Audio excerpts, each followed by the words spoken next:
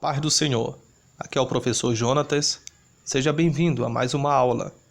Estamos estudando uma série de aulas sobre a eleição de Israel. E desde a aula 6 desta série, estamos respondendo uma pergunta: por que Deus escolheu Israel? A cada aula que nós vamos analisando, nós vamos construindo esta resposta. E na aula de hoje nós vamos estudar sobre o filho da promessa, Isaque, o segundo patriarca no livro do Gênesis. A Bíblia chama Isaque de o filho da promessa porque Deus decidiu que, através de Isaque, o seu projeto de trazer a semente da mulher iria ocorrer. Leia comigo esse texto que está em Gênesis, capítulo 17, versículo 21. Mas a minha aliança eu estabelecerei com Isaque, o filho que Sara dará à luz para você, neste mesmo tempo daqui a um ano.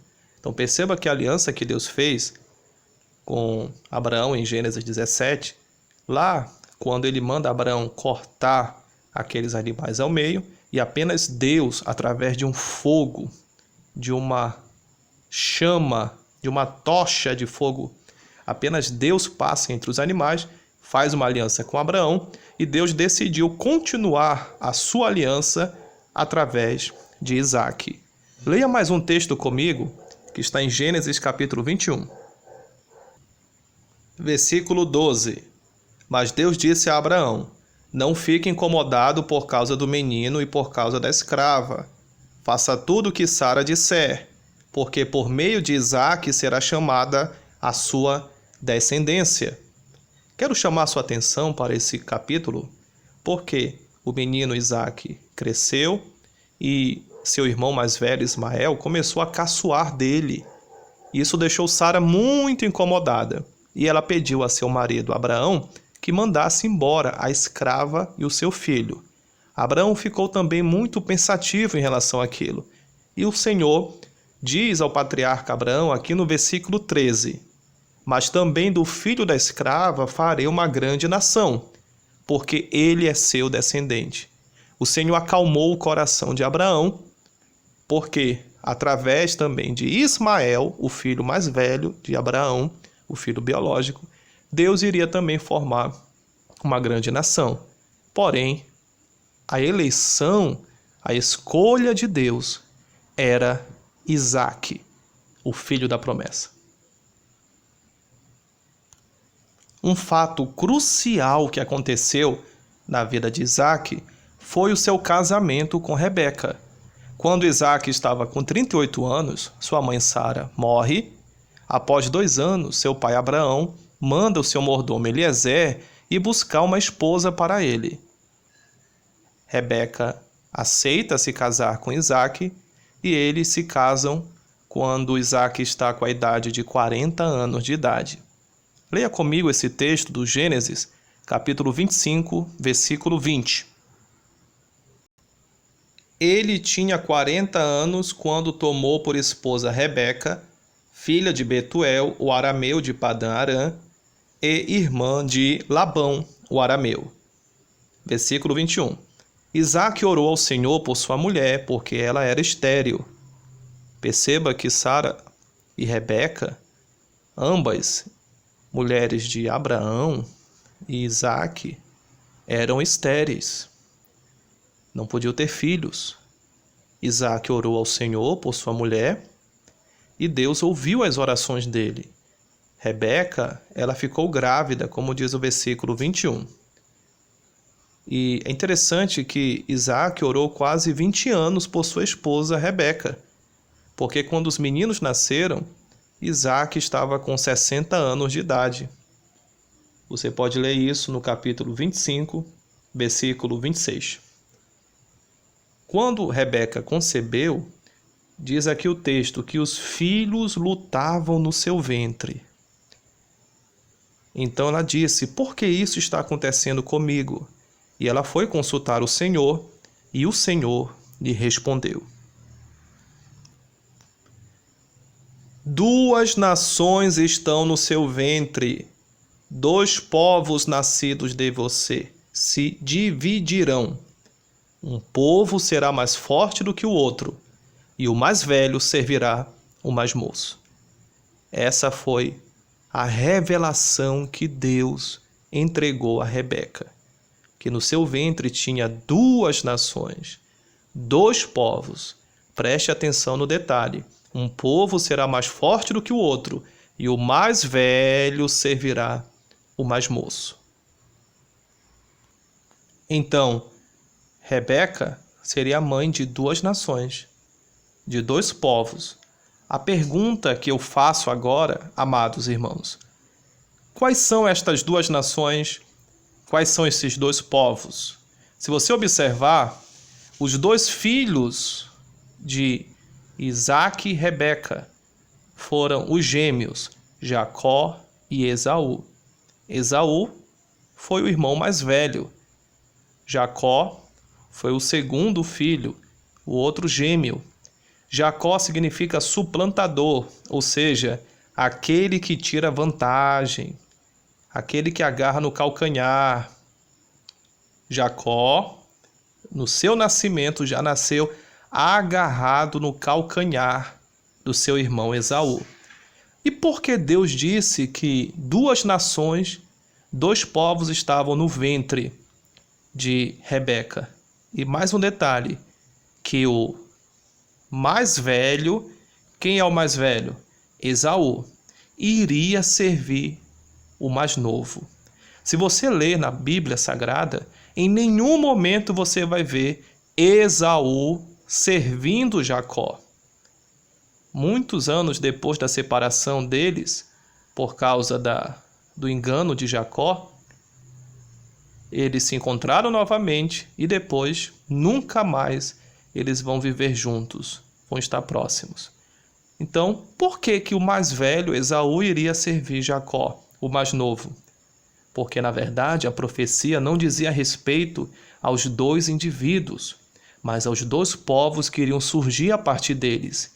E que povos, que nações seriam estas? Seriam Israel e Edom. Jacó seria o cabeça da nação de Israel. E Esaú daria origem a uma outra nação, a um outro povo, os Edomitas, o povo de Edom. Então perceba que esta revelação de Deus a Rebeca diz respeito não a dois indivíduos, aos seus dois filhos apenas, mas é uma revelação macro, universal, nacional. Jacó iria dar início ao povo de Israel e Esaú ao povo de Edom. Existem dois textos na Bíblia Sagrada, um em Malaquias, capítulo 1, e outro em Romanos, capítulo 9, que diz assim, que o Senhor amou Jacó e aborreceu ou desprezou a Esaú. Alguém pode dizer, tá vendo? Deus escolheu Jacó para ir para o inferno. Aliás, Deus escolheu Jacó para ir para o céu e Esaú para se perder, para ir ao inferno. Essa é uma interpretação calvinista. Será que é isso mesmo que diz o texto? Vamos ler essas duas referências. Malaquias capítulo 1, versículo 1 diz assim: sentença pronunciada pelo Senhor contra Israel, por meio de Malaquias. O Senhor diz, eu sempre os amei. Mas vocês perguntam, como é que nos amaste? E o Senhor responde, Esaú era irmão de Jacó. Mas eu amei Jacó e desprezei Esaú. Alguém pode falar, tá vendo? Olha só, Deus, ele optou por salvar Jacó e optou por Esaú se perder. Não é isso que o texto está dizendo. Esse desprezar Esaú significa amar menos.